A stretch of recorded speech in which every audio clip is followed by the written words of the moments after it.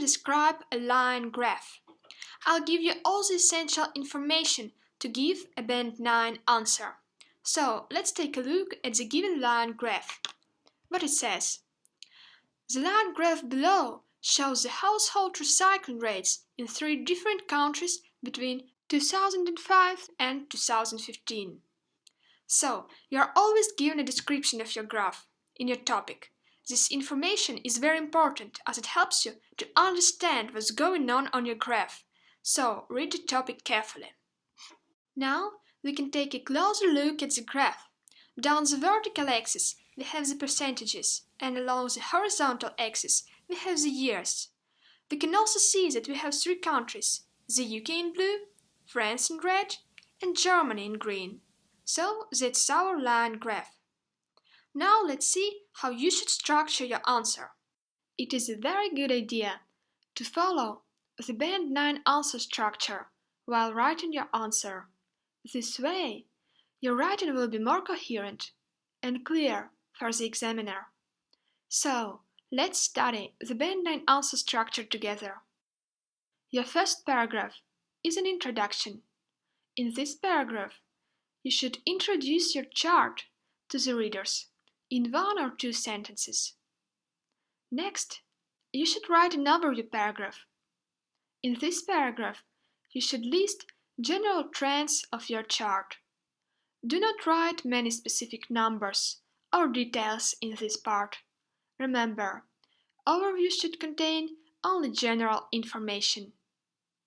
Then, you should describe specific features of your chart in 2 or 3 separate paragraphs.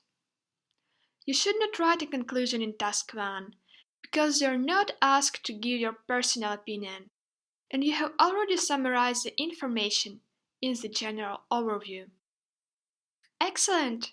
Now you know the answering strategy, so let's start writing our Band 9 answer.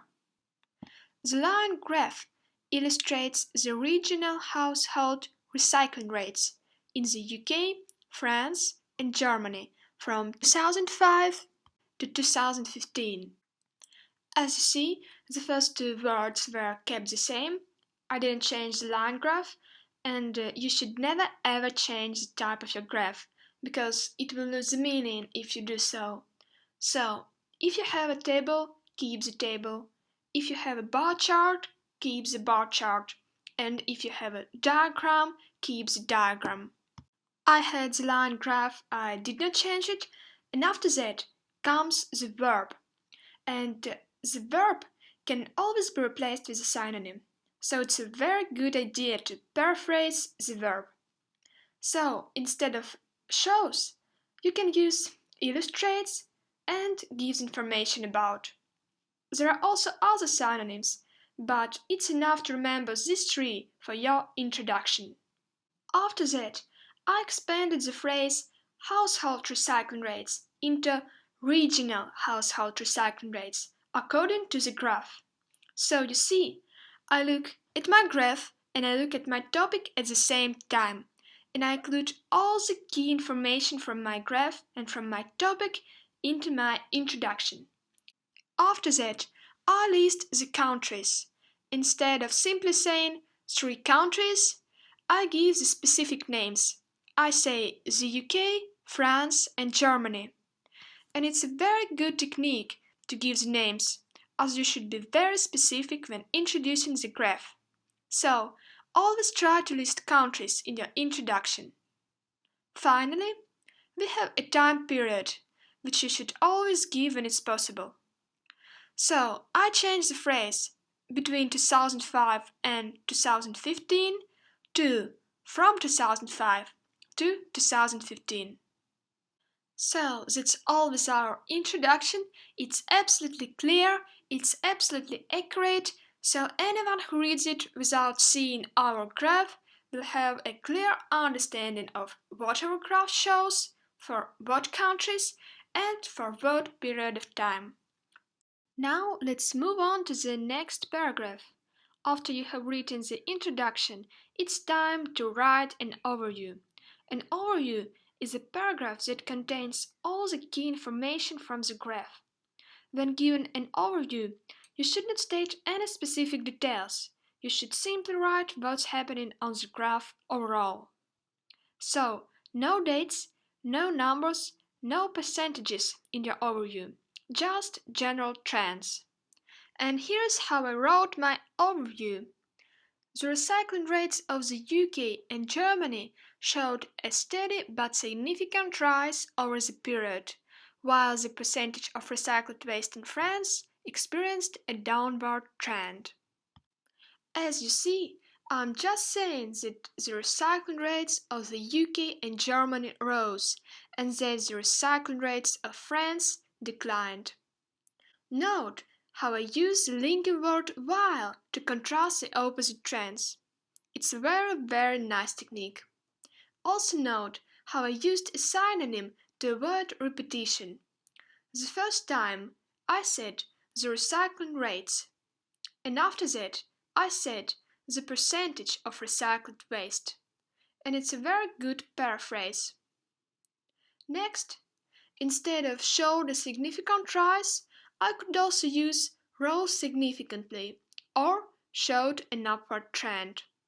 And instead of showed a downward trend, I could say declined, experienced a decrease, and so on. So that's all with our overview. So, I will describe the increasing trends in one paragraph and the decreasing trends in another paragraph. And here's my first paragraph with the details.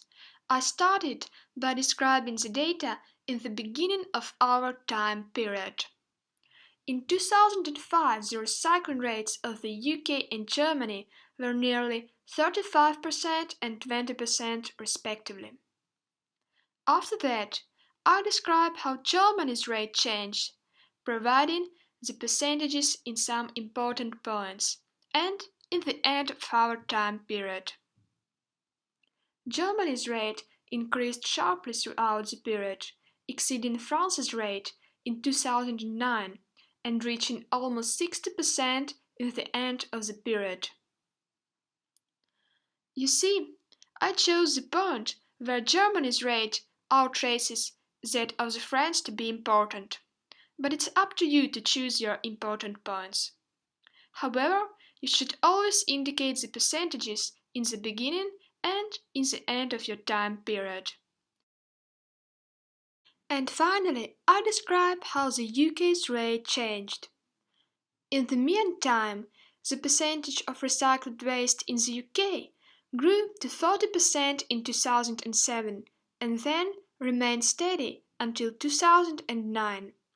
During 2009-2011, it experienced a rapid surge to more than 50% and continued with a gradual increase to 60% in 2015.